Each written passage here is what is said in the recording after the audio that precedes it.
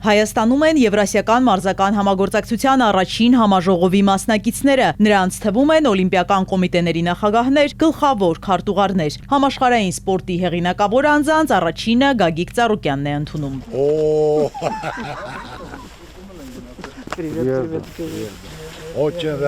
Բարև ձեզ, շատ ուրախ եմ ձեզ տեսնել։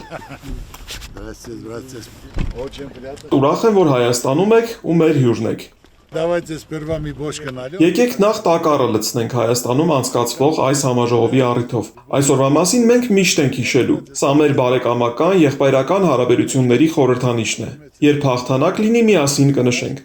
Տակառը կա, Եվրասիական տակառը։ Երևանի Արարատ կոնյակի գինու օղու կոմբինատում Ռուսաստանից, Վրաստանից, Չինաստանից և աշխարհի այլ երկրներից ժամանած հեղինակավոր հյուրերը համաժողովի առթիվ նախ տակառի զմռսման արարողության են մասնակցում։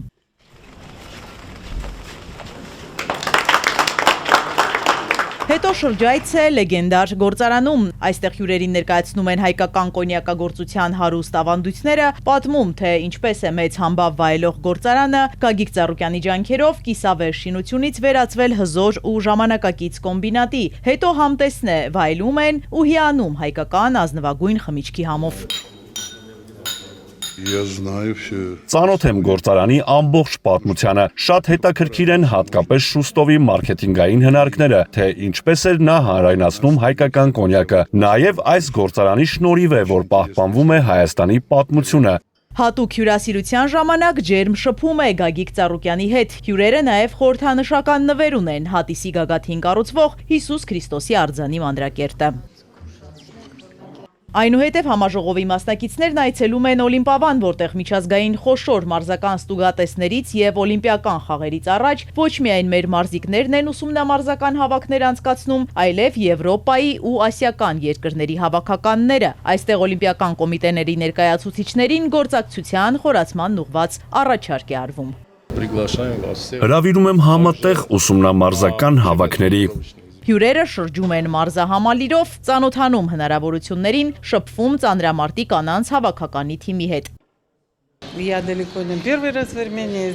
իմ առաջին այցը չէ Հայաստան, այստեղ մոտ 10 տարի առաջ եմ եղել, շատ լավ տպավորություններ ունեմ, հիանալի սպորտային համալիր է Գագիկ Ծառուկյանը կառուցել մարզիկների համար, որտեղ մեր ըմբիշները, բռնցքամարտիկները և շատ այլ մարզիկներ կարող են լավ պատրաստվել մրցումների։ Այստեղ գերազանց պայմաններ են մարզիկների համար։ Մեր ասոցիացիայի գործունեության շրջանակում պլանավորում ենք օտարերկրյա թիմերի և հայ մարզիկների մասնակցությամբ հավաքներ անցկացնել այստեղ ներկայացված սպորտաձևերով։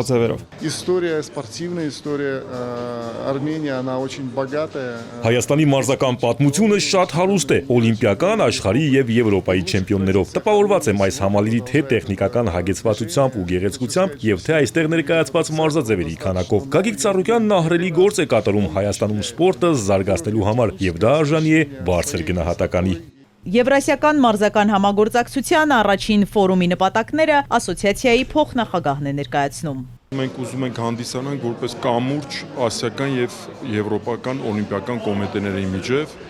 Արմեն Սամվելյանի արվեստանոցում արդեն հյուրերը տեսնում են Հիսուս Քրիստոսի մեծ ու իրական արձանը։ Այստեղ նրանց են ներկայացնում ազգային ու պատմական այս գաղափարի բոլոր մանրամասներն ու գլխավոր ուղերձը։ Այն արդեն համերաշխության և ներքին հաշտության խորհրդանիշ է դարձել։ Տպավորիչ նախագիծ է, ժողովրդին համախմբելու գաղափարը հատկապես այս դժվար ժամանակներում կարևոր է։ Բոլորիս խաղաղություն է պետք, և ձեզ, և մեր ժողովրդին։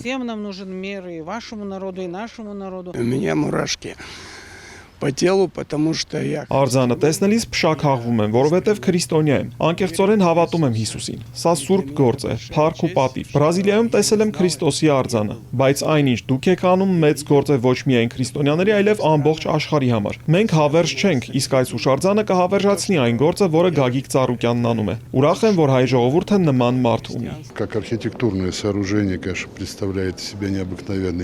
Սա տպավորիչ ճարտարապետական կառույց է, իսկ Հայաստանի ժողովրդին ու բոլոր քրիստոնյաներին միավորելու գաղափարն անչափ կարևոր է։ Վստահ եմ, որ Հայաստան կգան զբոսաշրջիկներ ամբողջ աշխարհից, կցանկանան տեսնել այս հրաշքը։ Քրիստոսի արձանի շինաշխատանքները անկախ եղանակային պայմաններից շարունակվում են։ Չի դադարում նաև աշխարհի տարբեր անկյուններից եկող հյուրերի մարդկանց հոսքը։